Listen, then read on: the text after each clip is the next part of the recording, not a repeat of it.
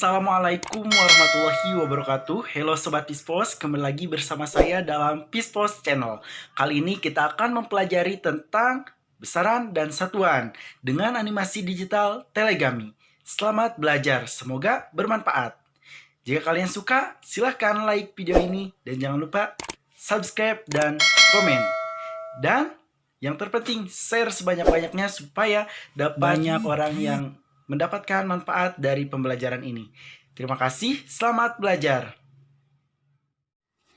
Halo teman-teman, kali ini kita akan mempelajari mengenai besaran dan satuan.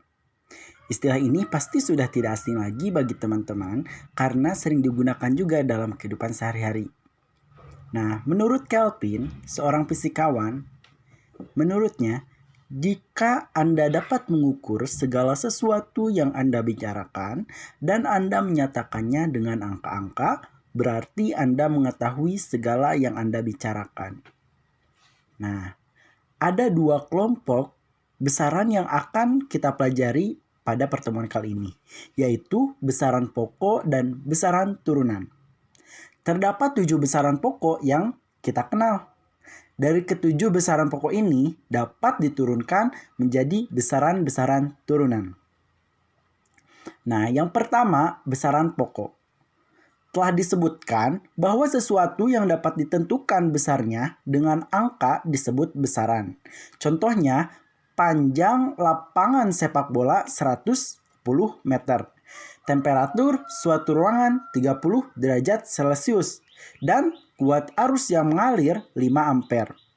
Demikian juga halnya dengan massa, waktu, dan jumlah zat. Setiap besaran yang dapat diukur memiliki satuan. Nah, satuan massa diantaranya gram, ons, kilogram, dan ton. Adapun satuan panjang yaitu milimeter, sentimeter, desimeter, inci, meter, hasta, atau depa. Untuk mempermudah pemakaian satuan, diperlukan sistem baku yang dapat digunakan secara internasional. Nah, sistem satuan yang telah umum digunakan diantaranya adalah sistem Inggris, yang sering disingkat CGS atau kependekan dari sentimeter, gram, second. Dan sistem satuan internasional atau sering disingkat SI, yang juga bisa disebut sistem satuan MKS, kependekan dari meter, kilogram, second. Nah, terdapat 7 besaran pokok yang telah ditetapkan menurut sistem internasional. Secara lengkapnya, besaran-besaran tersebut dapat dilihat di tabel berikut. Nah, yang pertama ada panjang. Panjang satuan SI-nya meter. Lambang satuannya M. Yang kedua massa. Massa satuan SI-nya kilogram. Dan lambang satuannya kg. Yang ketiga waktu. Nama satuan SI second. Dan lambang satuannya S. Yang keempat, kuat arus listrik. Nama satuan SI ampere. Lambang satuannya A. Nah, yang kelima, suhu. Suhu, nama satuan SI-nya Kelvin. Atau lambang satuannya K. Yang keenam, intensitas cahaya. Nama satuan SI-nya kandela. Dan lambang satuannya CD. Yang ketujuh, jumlah zat. Nama satuan SI-nya mol. Lambang satuan mol. Nah, selain 7 besaran pokok, pada tabel itu sebenarnya ada 2 besaran pokok tambahan, yaitu sudut datar dengan satuan radian atau rad, dan sudut ruang dengan satuan steradian atau SR. Nah, selanjutnya satuan. Apa yang kalian ketahui tentang satuan? Nah, benar. Jadi satuan standar adalah satuan dari besaran-besaran yang disepakati secara umum ataupun secara internasional.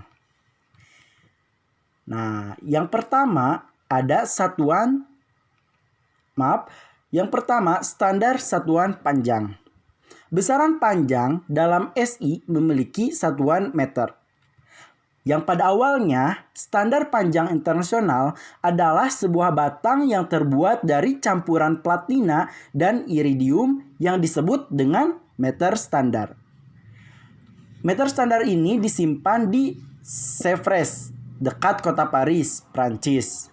Nah, 1 meter didefinisikan sebagai jarak antara 2 goresan yang terdapat pada meter standar pada suhu 0 derajat Celcius. Sehingga jika diukur dengan meter standar, jarak antara kutub utara dan ke khatulistiwa melalui kota Paris sejauh 10 juta meter. Nah, ada beberapa kelemahan dalam penggunaan meter standar tersebut. Di antaranya sebagai berikut. Yang pertama, batang platina iridium mudah dipengaruhi temperatur, terutama di negara yang memiliki iklim berubah-ubah, sehingga akan mengalami pemuaian atau penyusutan panjang.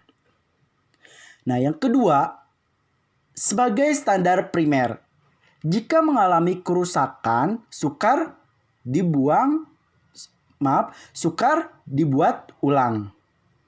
Yang ketiga, ketelitian pengukurannya tidak sesuai dengan kemajuan teknologi.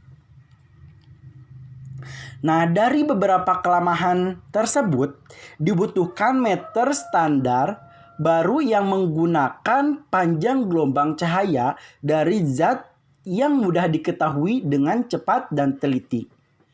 Nah, pada tahun 1960 ditetapkan bahwa meter standar sama dengan 1650763,73 kali panjang gelombang sinar jingga yang dipancarkan oleh atom-atom kripton 86 atau Kr86 di dalam ruang hampa. Dengan kemajuan teknologi, meter standar mengalami perubahan kembali berdasarkan Conference General des Poids et Mesures ke-17 pada 1986 diputuskan bahwa 1 meter adalah panjang jarak tempuh cahaya dalam ruang hampa dalam selang waktu 1/299,792,458 second. Dengan prediksi bahwa kecepatan cahaya dalam ruang hampa adalah tetap sebesar 299,792,458 meter per sekon. Ini merupakan meter standar yang digunakan hingga saat ini. Nah, poin kedua, standar satuan massa.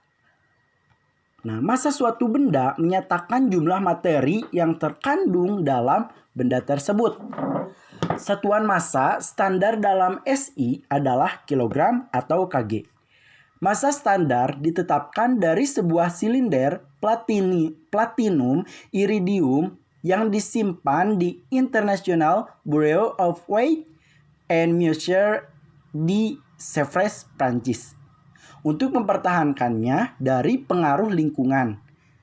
Benda tersebut disimpan di dalam ruang vakum. Nah, seperti gambar berikut ini. Nah, poin ketiga, standar satuan waktu. Standar satuan waktu dalam SI adalah sekon atau detik dan dilambangkan dengan S. Nah, pada awalnya, dasar penetapan satuan waktu adalah perputaran bumi terhadap porosnya. Namun, ternyata perputaran bumi terhadap porosnya selalu berubah. Kemudian, satuan waktu diputuskan berdasarkan hari matahari rata-rata. Nah, berdasarkan ketentuan ini, 1 sekon didefinisikan sebagai berikut. 1 sekon sama dengan 1/86.400 hari matahari rata-rata. Nah, setelah dilakukan pengamatan yang lebih teliti, diketahui bahwa satu hari rata-rata matahari dari tahun ke tahun tidak sama. Standar ini mengalami perubahan pada 1956 dan dilakukan penetapan ulang dari definisi sekon standar, yaitu 1 sekon sama dengan 1/31556.925,9747 dikali lamanya tahun 1900. Untuk pengukuran waktu yang lebih teliti, pada 1967 ditetapkan standar waktu yang baru. Nah, 1 second didefinisikan sebagai selang waktu yang dibutuhkan oleh atom cesium 133 untuk melakukan getaran radiasi sebanyak 91926317770 kali. Nah, standar satuan waktu ini memiliki ketelitian yang sangat tinggi, yaitu kemungkinan kesalahan waktunya hanya 1 sekon dalam 500 tahun. Nah, poin selanjutnya, standar satuan suhu. Standar satuan suhu ini memiliki 2 titik tetap, yaitu titik tetap atas dan titik tetap bawah. Titik tetap atas adalah suhu air yang sedang mendidih pada suhu 100 derajat Celcius dengan tekanan udara luar sebesar 1 atmosfer atau 76 cm Hg. Nah, titik tetap bawah adalah titik lebur es murni pada suhu 0 derajat Celcius. Jadi, standar satuan suhu ditetapkan berdasarkan titik lebur es dan titik didih air yang disebut dengan standar suhu Celcius oleh seorang ahli astronomi Swedia, yaitu Andreas Celsius pada tahun 1701 sampai 1744. Nah, pada tahun 1954 diselenggarakan kongres oleh Perhimpunan Fisikawan Internasional yang menghasilkan standar untuk satuan suhu adalah dalam Kelvin. Nah, pada tekanan udara luar 1 atm telah ditetapkan bahwa suhu titik lebur es adalah 273,15 Kelvin dan suhu titik didih air adalah 373,15 Kelvin. Nah, satuan Kelvin digunakan untuk menghormati seorang ahli fisika Inggris yaitu William Thomson Kelvin pada tahun 1824 sampai 1907. Nah, awalan untuk satuan SI yaitu dari hasil pengukuran kadang-kadang diperoleh angka-angka yang sangat besar atau sangat kecil, sehingga untuk mempermudah penulisannya digunakan awalan dengan bilangan 10 berpangkat atau 10 pangkat N. Misalnya 1 juta meter sama dengan 1 megameter atau 10 pangkat 6 meter. Nah, data lebih lengkapnya dapat dilihat di tabel berikut ini. Nah, berdasarkan aturan ini, kilogram merupakan kelipatan 1000 dari 1 gram. Demikian juga konversi satuan-satuan lainnya, misalnya dekagram merupakan kelipatan 10 dari 1 gram. Nah, yang perlu diketahui bahwa William Thomson Kelvin pada tahun 1824 sampai 1907 yang merupakan seorang matematikawan dan fisikawan yang dilahirkan di Belfast, Irlandia Utara, Kerajaan Inggris. Dia kuliah di Glasgow, Cambridge. Kemudian menjadi profesor di bidang ilmu alam di Glasgow pada 1946. Dia merancang berbagai perangkat pengukuran listrik, di antaranya alat pengukuran kedalaman air dengan gelombang radio dan kompas.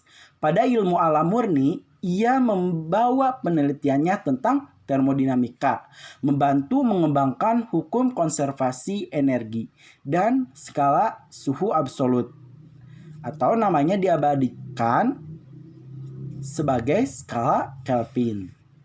Nah, pertemuan selanjutnya nanti kita akan bahas mengenai besaran turunan. Terima kasih telah menyimak video ini.